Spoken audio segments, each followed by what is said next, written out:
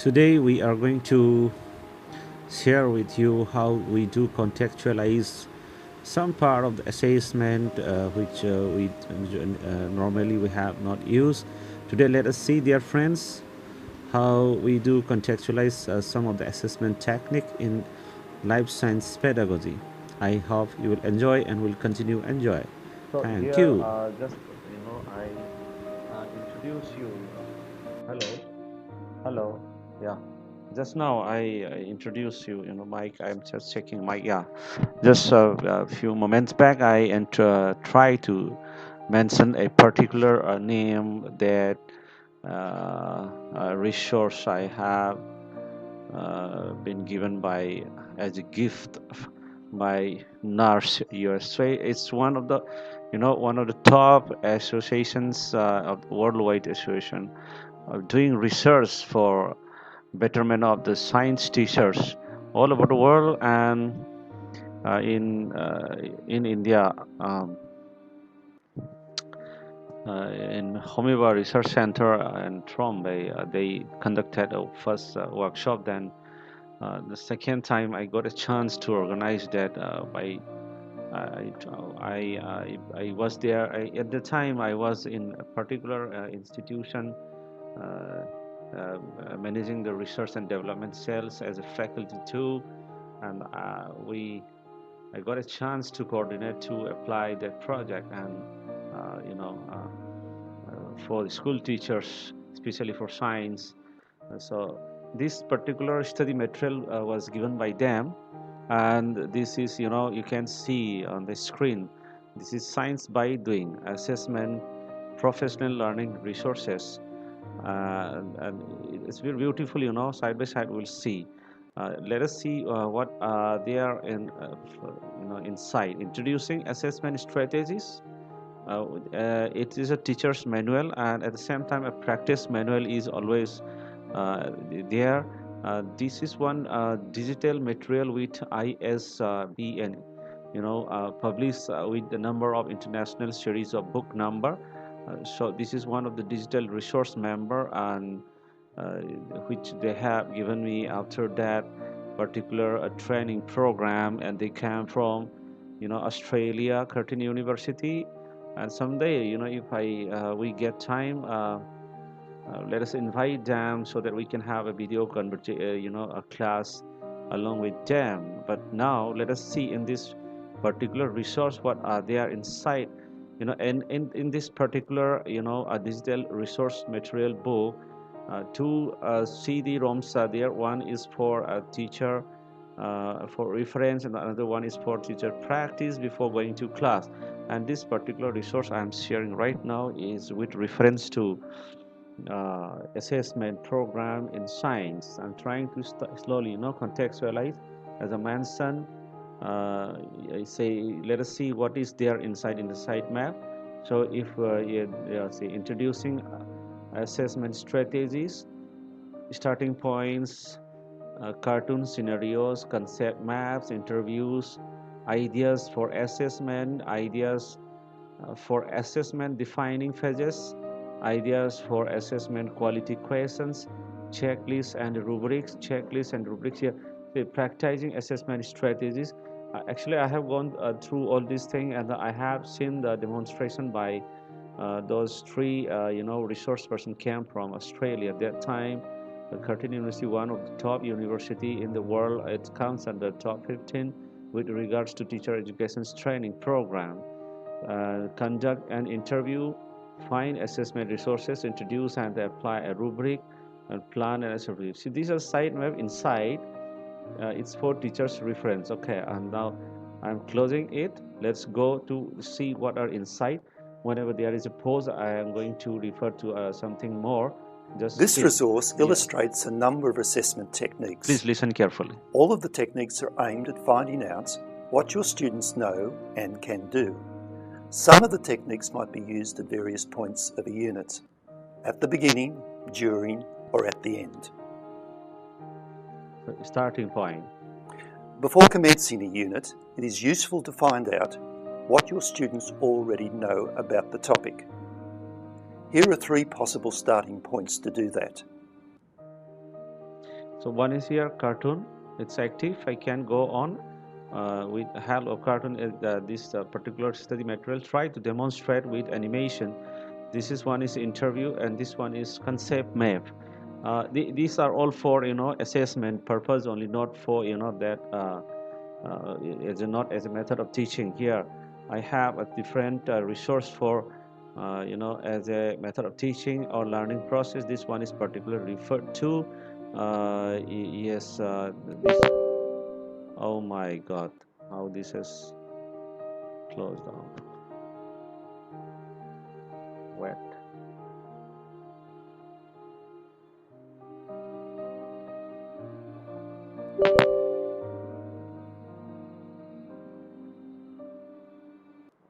Uh, is it still running? Okay, there was a bit problem. I can keep it here so that I don't get confused. It's 5 minutes. It will run for. Yeah, it will run for with another 5-10 minutes here, and then uh, again in next. If we go, I'll show you the video graphs next to this. So ideas for assessment. This is the one I wanted to start. How can you best monitor your students' progress in their learning? An end-of-topic test is useful, but that doesn't provide opportunities for students to receive feedback at the commencement or during a unit. There are a number of frameworks that provide ideas about the types of questions that can be used to elicit student understandings. Let's take a closer look at feedback opportunities and question frameworks. So here you're listening and I'm listening at the same time too.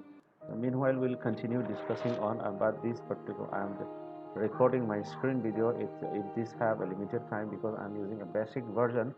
It's now we have a 3 minutes. At least before going to these all opportunities for feedback, these are that. Let us see. Using assessment diagnostically, formatively and summatively is a powerful way of finding out what your students know and can do for any unit of work. Let us see what is here formatted during the unit. What does it mean by? Let me read out for you together so that we can discuss together. But the time is here. Yeah, formative during a unit. How are the students progressing as the unit of work unfolds? How do they need constructive feedback, additional support, or a challenge? Where does the unit work need to be modified on the fly to best address students' needs? For example, students' notebooks, concept mapping, interviews, pop quiz, anything that gives students an opportunity to demonstrate what they know and what they can do. These particular 2-3 lines here, that now in this we are talking about learning outcome and performance-based learning. So traditionally, earlier the example, contextualization, the previous contextualization, what we did is now different from the previous one. Earlier one, the previous ones mostly, contextualization process of such understanding was on the product-centric. Now in the process-centric. So learning outcome based NLR performance based learning is more focused here. And at the same time, before limiting this time, and periodically I'll continue this thing. Let us see what is here. So diagnostic before a unit planning, where the students starting from, how will this be taken into account when planning a unit work? This part is diagnostic assessment part, and example interviews, cartoons, concept mapping, and brainstorming, students not booking, and at the same time let us see how their teachers do this particular task.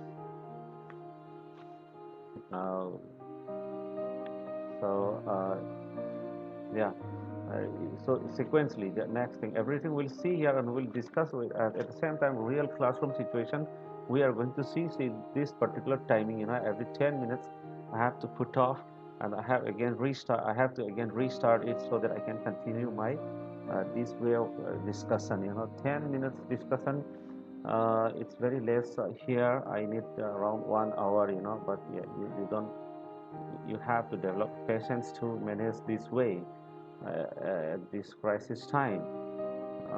Yes, I cannot stop now. If I stop now again, it will there will not be any record. Okay, it's 3 seconds. So again, yeah, here we are. Let us see. This part is diagnostic. Diagnostic, that is before a unit, and before a unit that inside recat is planning. So this is about a diagnostic assessment implemented in the classroom as a formative assessment part. And what does it, what it says? Let us see how in summative, have all the teachers, reach a point where they can demonstrate intended learning outcomes. Can they transfer their understanding and skills to new contexts? See, normally when we describe and discuss sometimes summative assessment, this and that, very, mechanical. Here we can at least come up to contextualization part. Can they transfer their understanding and skill to a new context? Say, for example, with the help of end of the topic tests, portfolios, exhibitions, investigations, presentations, products, and a project. And what we normally do is mostly a class internal written examination as a summative unit test. We normally we don't follow here as a technique of this, these things are, but these are the examples of summative. The simple time at the end of the unit, what you have, how you can do the summative assessment. So these are the things we have to know how to do. Work out with portfolios after each class or group of the class, series of the class, exhibitions. Every day we cannot do it, have to be managed accordingly. And so this will come to annual unit plan. But what type of particular topic, you need, you can decide upon that. Well, yeah, this much of topic you can cover through exhibition.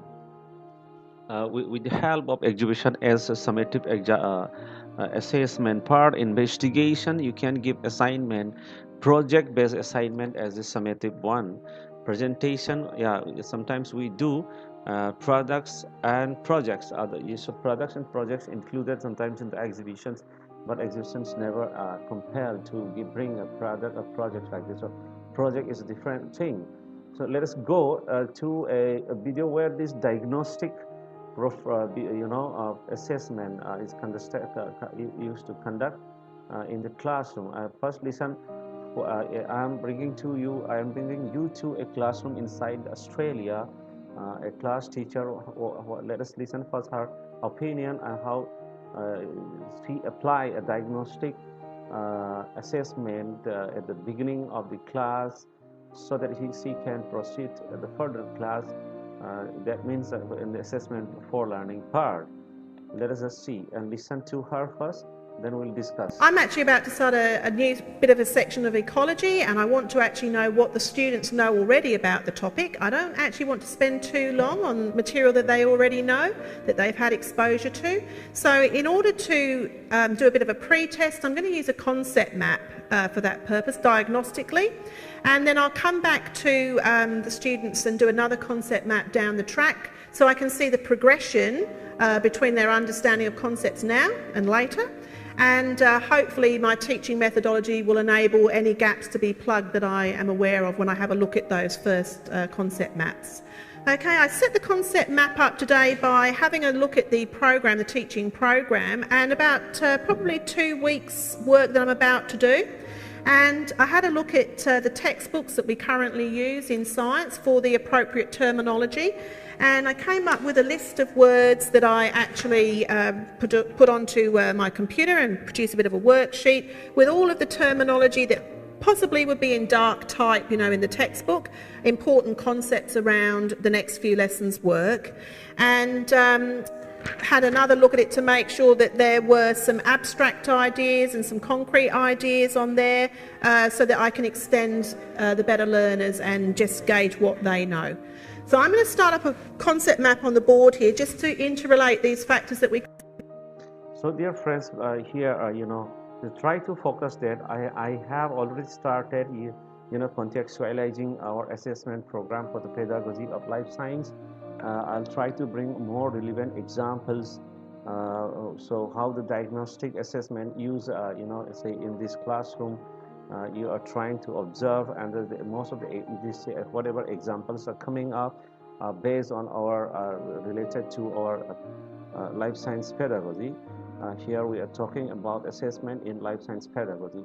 Let us observe more what see do. Came up with yesterday, and then we're going to move on to a concept map using some more words and develop the ideas further. Kim uses some concepts with which students are already familiar to model how to construct a concept map. That population has needs, and those needs are abiotic factors. The link between population and abiotic factor, okay, I'm going to draw an arrow like that, and I'm just going to put needs, all right, population needs abiotic factors. We've named some abiotic factors there. So we've got, for example, examples of abiotic factors. Oxygen might be an example. So I'm just going to put aerobic respiration here. So I'm making the links between the words, one idea or one concept and another. I'm putting a line, and on that line or on that arrow I'm putting the link. All right, so then I'm building up a concept map. We're actually moving to extend our concept map into relationships between the abiotic factors and the biotic factors in the environment. And I need to know how much you know about biotic factors so that I can plan the next few lessons. All right. Some of you might know quite a lot from primary school and from year 8. Some of you might not know all of the ideas yet, so I want to just go.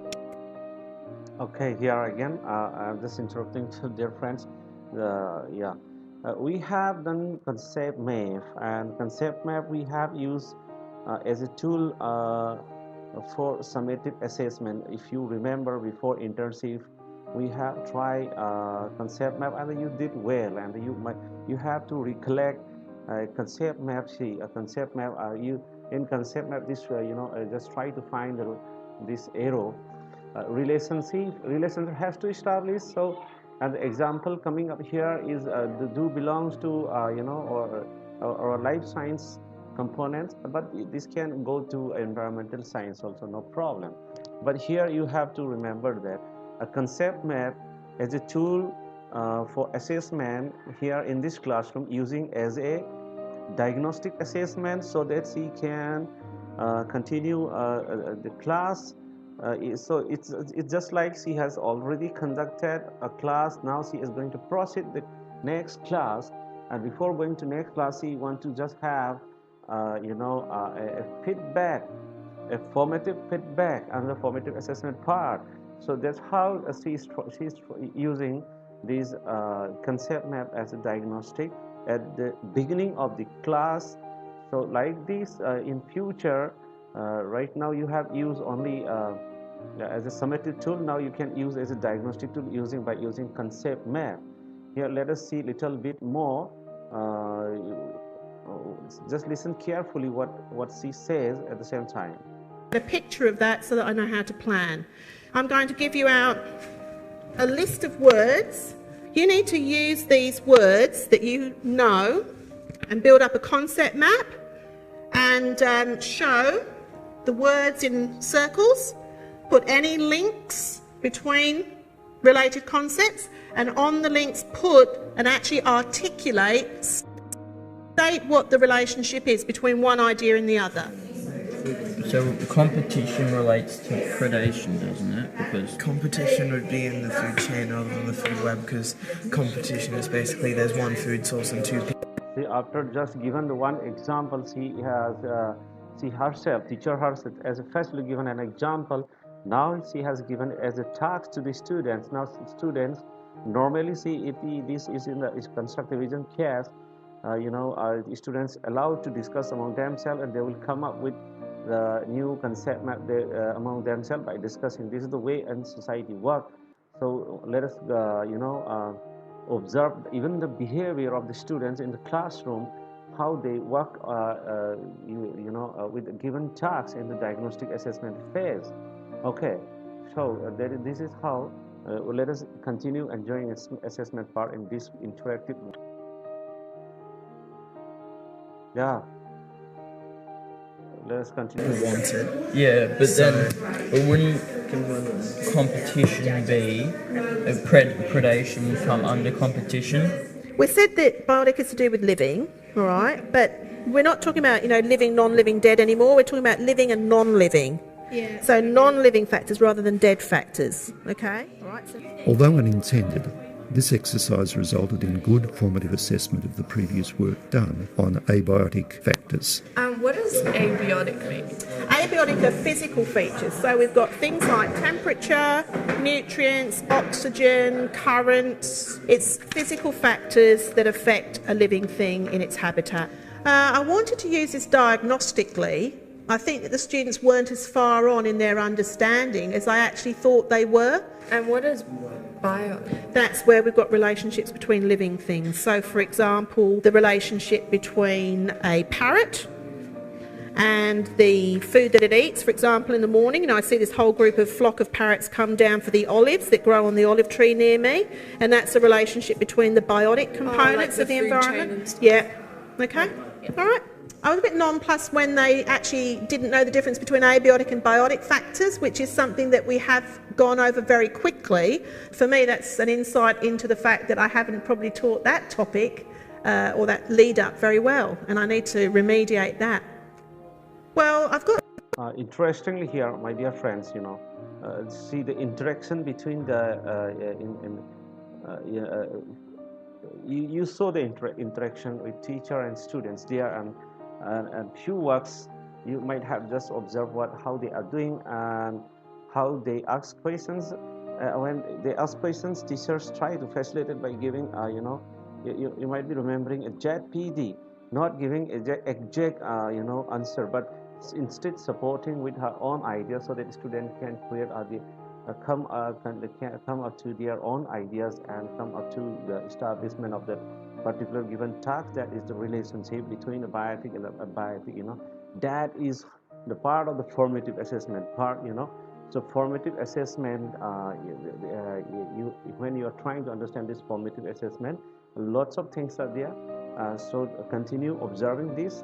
You try to connect with your internship experience, classroom experience, and at the example your experience while you were going through the books and other text material. Let us continue observing this thing, this class more. 3 examples of concepts maps here that the students have just done in the class, and what I notice is that there's quite a lot of difference between students who have a good understanding of the concepts that I've presented to them and students with a limited knowledge.